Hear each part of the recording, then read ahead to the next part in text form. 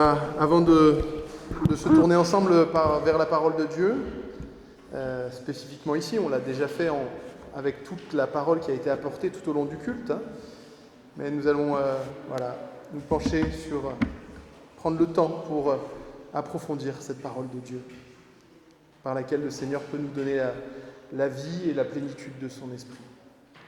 On va prier. Prions. Seigneur éternel, notre Père, notre Dieu, tu dis dans ta parole que l'homme ne vivra pas de pain seulement, mais aussi de ta parole. Et que c'est par la puissance de ta parole que tu nous donnes la présence de ton esprit. Et ce matin, Seigneur, c'est de cela et de rien d'autre dont nous avons besoin. Alors nous te prions, Seigneur, pour que par le pouvoir de ta parole, chacun de nous, à commencer par moi-même, nous puissions être interpellés par les choses que tu veux nous dire. Aide-nous, Seigneur. Remplis notre vie de ta présence. Dans le nom de Jésus, notre Seigneur, que nous recevons tout cela, nous le savons. Amen. Voilà, alors dimanche dernier, on avait vu le thème, pour ceux qui étaient là, le thème de la joie. On avait vu comment la joie du Saint-Esprit se transmettait à notre esprit, au-dedans de notre être. Et ce dimanche, c'est finalement quelque part la continuité ou l'approfondissement quelque part de ce thème apparenté. Et c'est un thème qui convient bien pour notre dimanche de rentrée, puisque c'est le thème de ce qu'on appelle la sanctification. Alors sanctification, ça peut ressembler à un gros mot, mais la sanctification, c'est ce que, d'ailleurs Annick l'a très bien lu dans sa version biblique, là, dans la version de sa Bible, ça peut être traduit par la progression dans la sainteté. Et ça, c'est quand même une des grandes raisons d'être de la vie chrétienne et aussi de notre Église. L'Église existe pour qu'elle soit un encouragement mutuel à la sanctification. Alors la sanctification, qu'est-ce que c'est ? Quel rôle Dieu lui a donné ? À quoi sert-elle ? Et comment pouvons-nous la vivre au quotidien dans notre vie ? Quels sont les outils et la façon de la développer ? Et pour répondre évidemment à ces questions, nous nous tournons au seul endroit où nous pouvons trouver des réponses, dans la parole de Dieu. Et là, nous allons notamment nous tourner vers le texte, vers des passages que l'Esprit Saint a inspirés en particulier à l'apôtre Paul dans sa deuxième lettre aux Corinthiens. La deuxième lettre aux Corinthiens, l'apôtre Paul l'a écrite à un moment un peu difficile pour la communauté, où il y avait pas mal de problèmes, et il leur écrit une lettre, et il y a plusieurs endroits, il revient sur ce thème de la sanctification et de la sainteté. On va pouvoir afficher les textes, je sais qu'ils ne sont pas encore très lisibles, on va améliorer ça, rassurez-vous, dans les prochaines semaines. Nous lisons donc des extraits de 2 Corinthiens au chapitre 3, 5, 7 et 10. « Or le Seigneur, c'est l'Esprit. Et là où est l'Esprit du Seigneur, là est la liberté.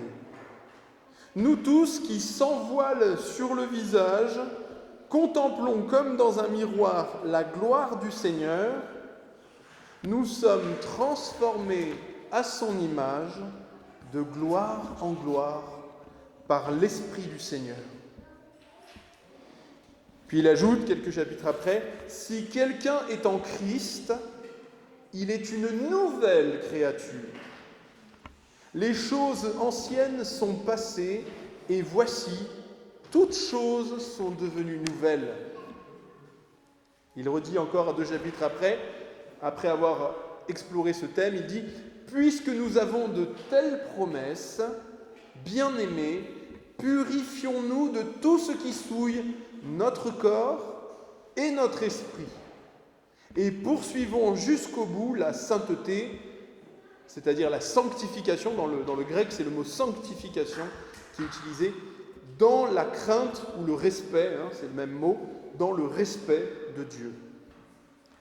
Si nous vivons dans la réalité humaine, nous ne combattons pas de façon purement humaine. En effet, les armes avec lesquelles nous combattons ne sont pas humaines, mais elles sont puissantes. grâce à Dieu, pour renverser des forteresses. Nous renversons les raisonnements et tout obstacle qui s'élève avec orgueil contre la connaissance de Dieu. Et nous faisons toute pensée prisonnière pour qu'elle obéisse à Christ. Voilà, jusque-là, la lecture de ces passages de ce matin. Alors, qu'est-ce que la parole de Dieu a à nous dire ? La sanctification, c'est donc la progression dans la sainteté. Mais ça ne nous avance pas tant que ça, ou bien, parce que la sainteté, ce n'est pas un mot non plus qu'on utilise dans le quotidien. Et c'est bien normal. Le concept de la sainteté renvoie à ce qui doit être distingué, mis à part. C'est un synonyme de ce qui est sacré, de ce qui doit être distingué du monde profane. Par exemple, dans la Bible, là où le mot saint est le plus utilisé, c'est pour parler de Dieu. C'est Dieu qui est saint. Et quand on dit que Dieu est saint, on exprime une vérité qui est que Dieu est différent de tout ce qui est créé, de toute sa création. Dieu est différent des arbres, il est différent des animaux, il est différent des êtres humains. Il est à part de tout ça. Et en plus de ça, ça exprime aussi une autre idée qui est aussi comprise dans la notion de sainteté, qui est qu'en Dieu, il n'y a rien de mal. Tout est lumière, tout est justice, tout est beauté. Et ça, c'est extraordinaire quand on y pense. Et quelque part, il n'y a que Dieu qui rayonne à ce point de sainteté. Mais parfois, dans la Bible, on trouve aussi le mot sainteté pour parler des êtres humains. On parle parfois d'un peuple saint. Et là, le mot sainteté, quand on parle du coup d'êtres humains, on parle en fait du lien que ces êtres humains ont avec Dieu. Et ce lien est décliné sous deux facettes différentes. Le mot sainteté, le mot saint est utilisé parfois pour exprimer un statut, une position, et parfois pour exprimer une sainteté morale, objective. Ça veut dire que, on va essayer d'expliquer ça, et je n'ai pas trouvé de meilleur exemple que celui d'une éponge. Alors, vous allez vous demander, mais qu'est-ce qu'il va nous faire avec cette éponge ? Vous allez au supermarché, vous achetez un stock d'éponges, vous rentrez avec votre stock d'éponges à la maison. Et là, qu'est-ce qui se passe ? Vous ouvrez votre sac d'éponges et vous en sortez deux. Il y en a une, vous allez la mettre dans votre cuisine. Et l'autre, vous allez la mettre dans vos toilettes ou près du lavabo. Et là, vous allez voir, en fait, celle que vous avez mise dans la cuisine, pour donner l'image, elle est sainte. C'est une éponge sainte. Vous l'avez mise dans la cuisine pour qu'elle serve seulement aux choses. Vous allez nettoyer avec les choses qui vont toucher votre bouche, les choses qui vont servir aux aliments. Elle aura une fonction spéciale. Et voyez-vous, si quelqu'un, par exemple un invité ou plus généralement un enfant, va prendre, imaginez, il va faire tomber quelque chose dans le lavabo, quelque chose de sale, du dentifrice, et qu'au lieu de prendre l'éponge qui est pour le lavabo, il va chercher celle de la cuisine et qui va nettoyer avec, et bien là, vous ne serez pas content. Pourquoi vous n'êtes pas content ? Parce que votre éponge, alors qu'elle avait un usage sain, la voilà pleine de saleté venue de l'extérieur de la cuisine, et là, elle n'est pas objectivement sainte. Elle était sanctifiée pour la cuisine, et voilà qu'elle est toute sale et que vous ne pouvez plus vous en servir. Alors peut-être arriverez-vous à la mettre dans un bain de lessive, la nettoyer, mais bon, généralement on change d'éponge, nous, on ne s'embête pas. Eh bien, avec les êtres humains, c'est un peu la même chose par rapport à Dieu. Quand Dieu utilise le mot saint, eh bien, il veut dire que l'être humain, il a une position particulière, il l'a créé pour quelque chose, il l'a destiné à quelque chose, Et que pour qu'il remplisse sa vocation, il y a une autre sainteté à avoir, mais qui est liée à la première. Il doit être objectivement et réellement saint. Et là, la Bible nous dit que là, il y a un problème.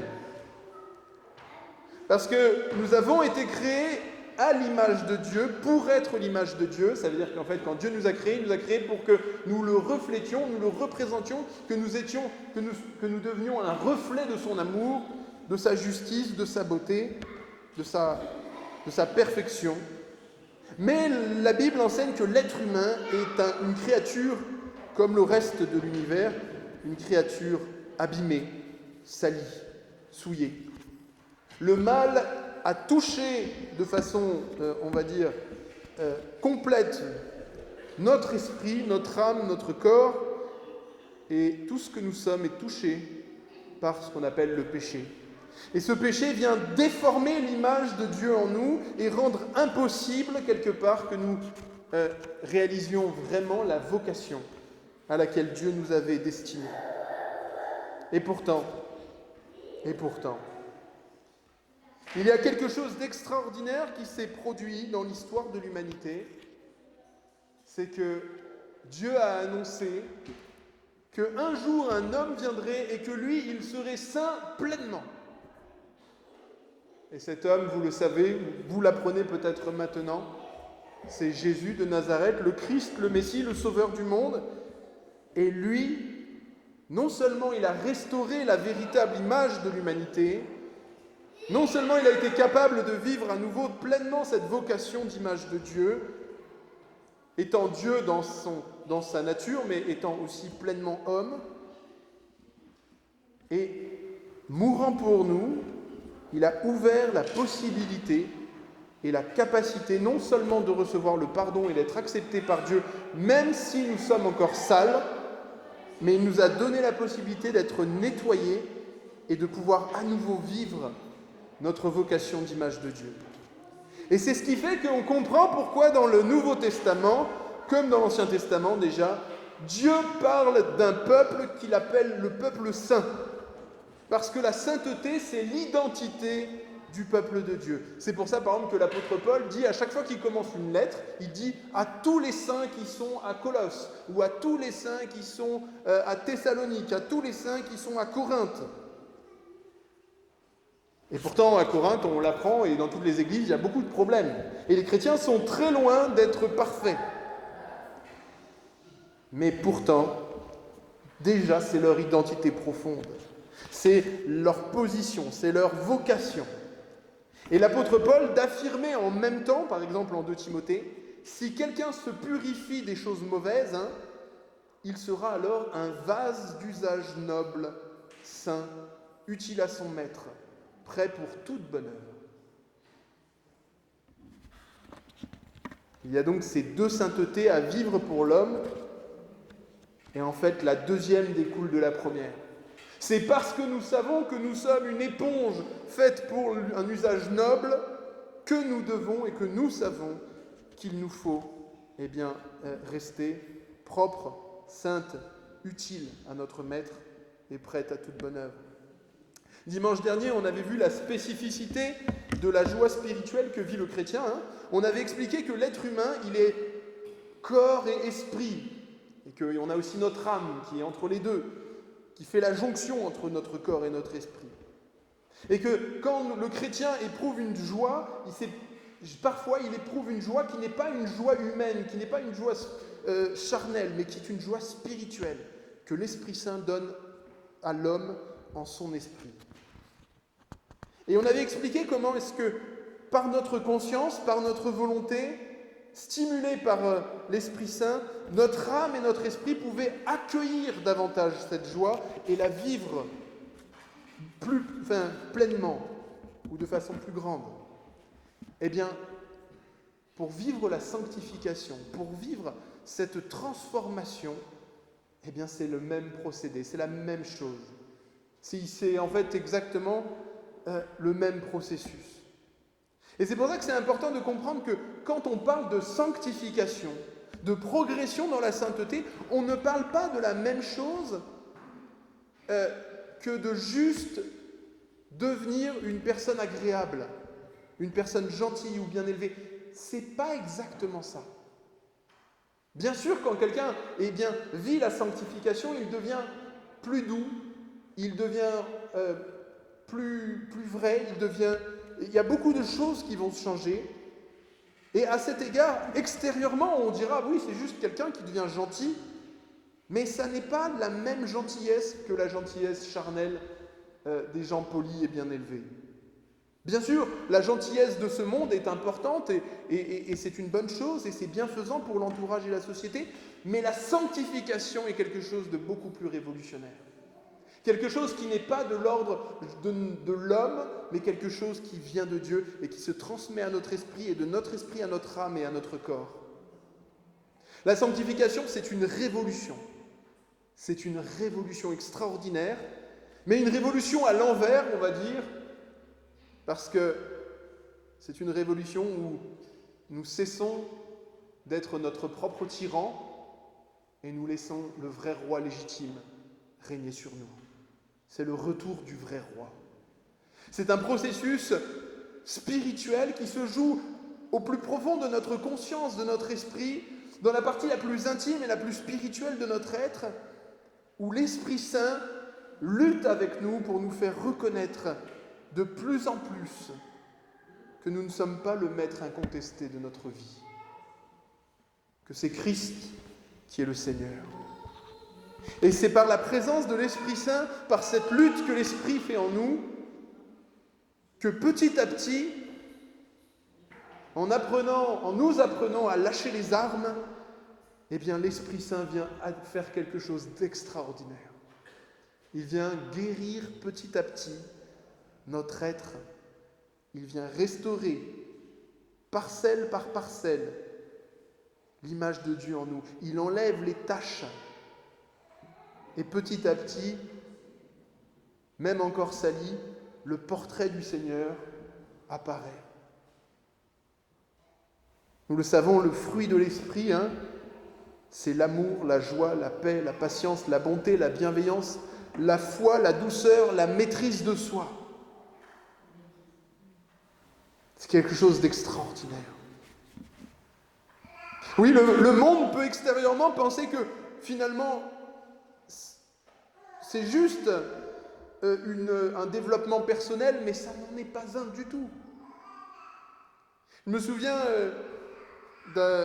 j'avais travaillé un temps pendant mes études de théologie dans un lycée comme surveillant pour gagner un peu d'argent et pouvoir financer mes études. Et il y avait une de mes collègues qui était aussi surveillante, et elle me disait qu'elle habitait dans un immeuble où il y avait un pasteur évangélique, que vous connaissez d'ailleurs de vue, et cet homme avait vraiment un bon témoignage. Auprès de tout le voisinage, il était là, il arrivait, depuis le temps qu'il était là, vraiment, il touchait les gens par sa façon de vivre avec sa famille et ses enfants. Et alors, elle a dit cette phrase qui m'a étonné, elle a dit: je découvre que vous, les chrétiens évangéliques, enfin les chrétiens protestants, en tout cas ceux qu'elle connaissait, elle disait: je vous trouve très gentil, très agréable. On voit que vous essayez vraiment de gagner le ciel. Et c'est là que j'ai réalisé à quel point il y a une différence profonde. Et il a fallu que je lui explique que si on était différent, ce n'était pas parce qu'on cherchait à gagner le ciel, mais parce qu'on l'avait déjà gagné. Et que c'était complètement différent. On n'était pas en train de faire des efforts par la chair pour essayer de prouver quelque chose à Dieu, mais c'était parce que l'Esprit de Dieu avait touché notre cœur, que nous avions reçu le pardon de Dieu en Christ, et que nous n'étions pas là à être gentils par calcul, mais simplement par reconnaissance, par amour pour le Seigneur. On n'essaye pas d'être la meilleure version de nous-mêmes en essayant dans un désir, dans un égoïsme, en voulant être le plus parfait pour nous-mêmes. Mais c'est parce que nous aimons le Seigneur et que nous voulons lui plaire et lui ressembler. Et là, c'est là la différence entre la sanctification et le développement personnel. Ça n'a pas la même source et ça n'a pas la même motivation. Ça n'a pas non plus le même regard sur soi-même. Dans le développement personnel, on encourage les gens en leur disant « Tu es merveilleux, tu es fort, tu es grand, tu es beau. » Voilà.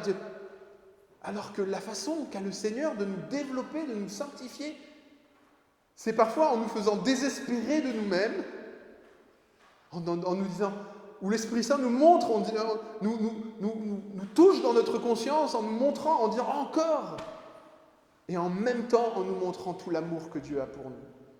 Et en nous disant, tu vois, tu n'as peut-être pas encore réussi ce coup-ci, mais je t'aime toujours pareil.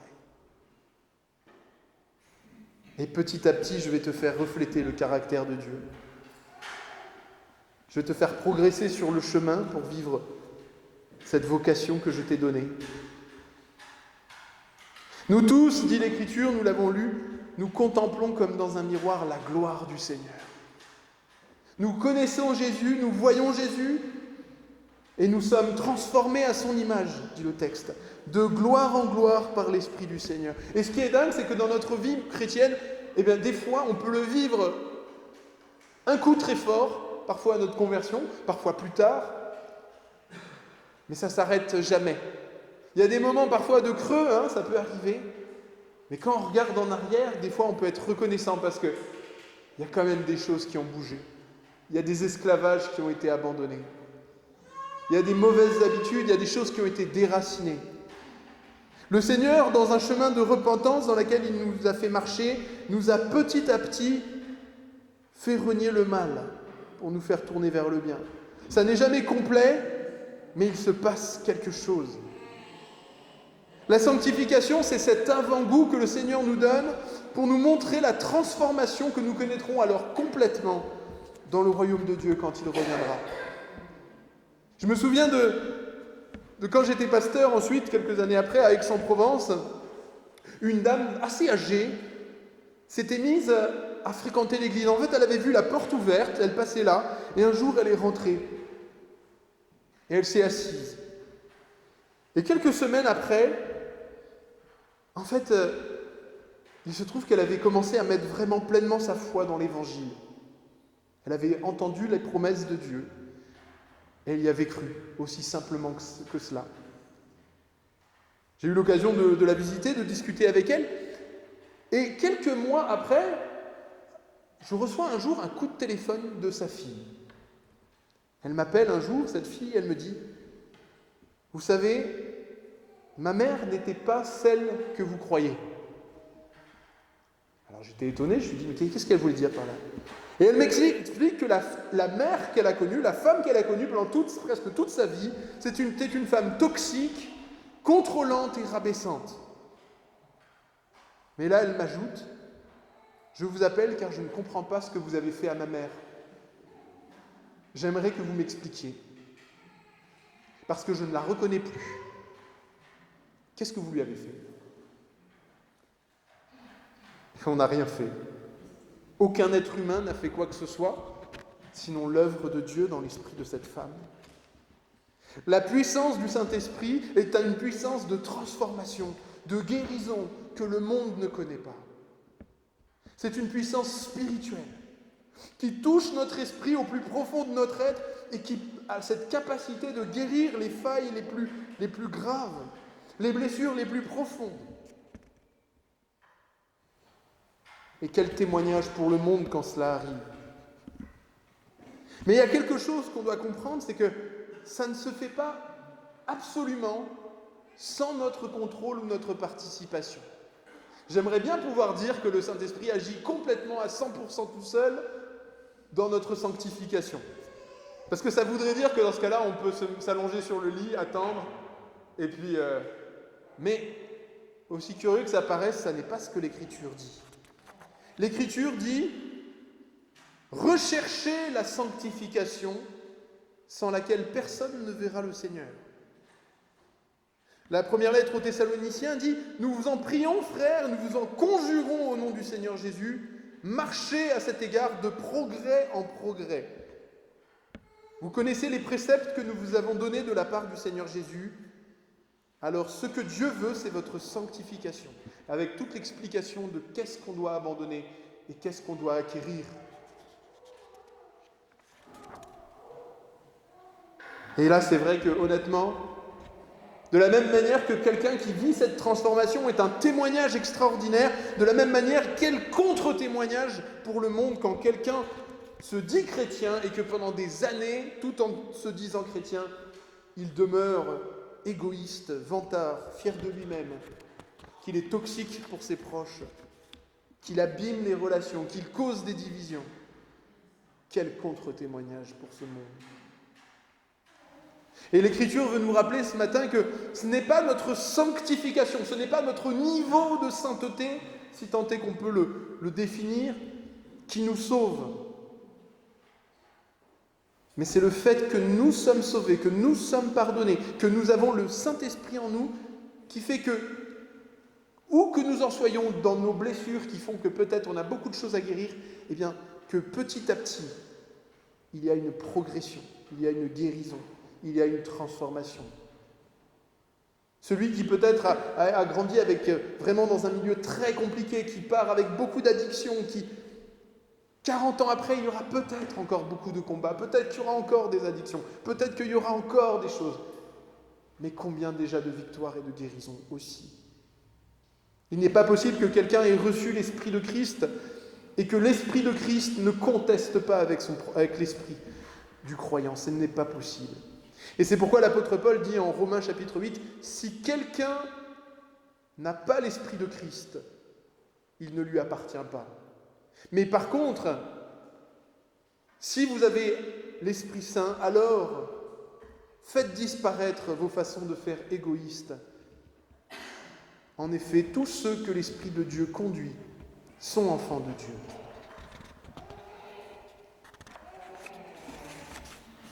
Alors maintenant, nous arrivons à notre troisième et dernier point.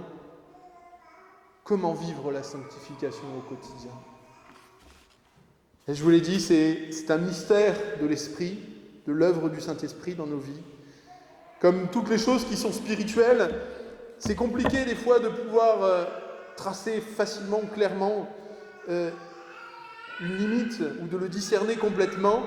Jésus lui-même le dit, puisqu'il dit il en est de l'homme, il en est de l'esprit, de l'œuvre de l'esprit comme du vent, hein, et il en est ainsi de l'homme qui est né de nouveau. Hein. Tu ne sais ni d'où il va, ni d'où il vient. Mais une chose est sûre, l'œuvre de la sanctification en nous ne nous laisse pas passifs. L'Esprit Saint nous incite à l'obéissance et à la guérison. Et de façon incroyable, l'Esprit de Dieu et notre esprit, notre conscience, coopèrent ensemble. L'apôtre Paul dit en Philippiens chapitre 2, « Mettez en œuvre, ou travaillez à votre salut avec respect et crainte, car c'est Dieu qui produit en vous le vouloir et le faire pour son projet bienveillant. » Et nous l'avons lu, il dit, « Les armes avec lesquelles nous combattons ne sont pas humaines, mais elles sont puissantes. Et nous renversons les raisonnements et tout obstacle qui s'élève avec orgueil contre la connaissance de Dieu, et nous faisons toute pensée prisonnière pour qu'elle obéisse à Christ. » Ça veut dire en fait qu'il y a un combat, parce que c'est le langage qui est donné, renverser des forteresses. Il y a un combat conscient de notre âme, de notre esprit, où nous discernons parfois nos propres pensées, nos propres actes, et nous les soumettons au Seigneur, et nous disons au Seigneur, « Seigneur, est-ce que j'ai bien fait ? Montre-moi la voie que je dois suivre. Aide-moi à discerner comment être un meilleur père, un meilleur frère, un meilleur pasteur, un meilleur citoyen, un meilleur automobiliste. Ne laisse aucun élément de ma vie dans le noir, dans les ténèbres. » Et on ne peut pas croître dans la sanctification, je le crois, sans la prière. La prière, c'est la respiration du chrétien dans la sanctification. Mais la prière ne peut pas non plus remplacer l'obéissance. On ne peut pas dire seulement « Seigneur, fais, agis, transforme mon cœur et ma vie » sans enjoindre, sans pousser notre volonté à obéir et à nous dire « Stop, ça suffit. Je veux suivre le Seigneur sur le chemin qu'il a tracé. » Et nous devons comprendre que nous ne sommes plus esclaves du péché comme nous l'étions autrefois. Il y aura toujours du péché en nous, il y aura toujours des choses à guérir. Mais nous ne sommes plus sous l'empire, sous la puissance, sous la domination du péché, car nous avons été affranchis du péché. Romains chapitre 6, verset 22, vous avez été affranchis du péché et vous êtes devenus des serviteurs de Dieu. Et vous avez maintenant pour fruit la sainteté et pour fin la vie éternelle. À mesure que nous comprenons cela, que nous méditons cela, que nous goûtons cela, à mesure que nous fixons les yeux sur Jésus, à mesure que nous faisons tous nos efforts, notre âme, notre corps, notre esprit, que nous remplissons notre vie de la parole de Dieu, alors il y aura, nous le verrons, une différence. Nous serons petit à petit guéris pour notre plus grand bonheur, vraiment, notre plus grande joie, et aussi pour ceux de notre entourage, je vous l'assure. Bien sûr. Alors, par l'Esprit de Dieu, en lui,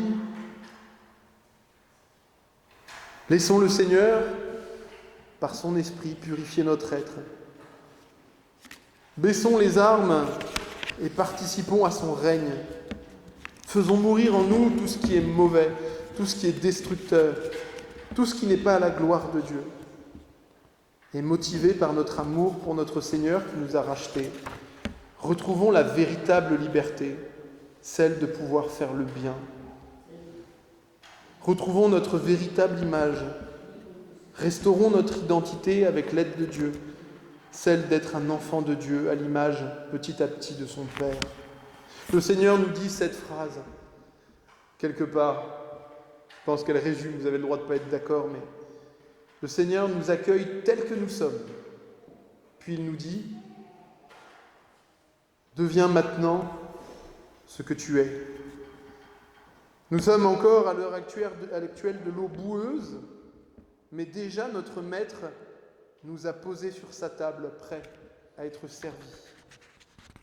Et la bonne nouvelle, et je veux la conclure là-dessus, c'est que le Seigneur nous dit que celui qui a commencé en nous cette œuvre, c'est-à-dire l'Esprit Saint, il la rendra pleine, parfaite, au jour de Christ. Alors combattons le bon combat et avançons de gloire en gloire jusqu'au jour où nous serons parfaitement semblables au Seigneur lors de son retour. Et je vous invite à la prière. Seigneur notre Père, notre Dieu, viens à notre secours dans cette voie et ce chemin de guérison. Seigneur, viens transformer nos cœurs par la puissance de ton Esprit. Merci pour tout ce que tu as fait déjà dans la vie de mes frères et de mes sœurs et dans moi-même. Et Seigneur, je sais que tu ne te relâcheras pas jusqu'à ce que nous puissions être en bénédiction pour ceux qui nous entourent, que nous ayons pu participer à notre niveau à cette mission que tu as confiée aux hommes de te représenter, même si ça, pour nous, ça sera imparfaitement, et que seul le Seigneur l'aura fait vraiment parfaitement comme il convient. Et merci pour ton amour. Sois béni et glorifié. Amen.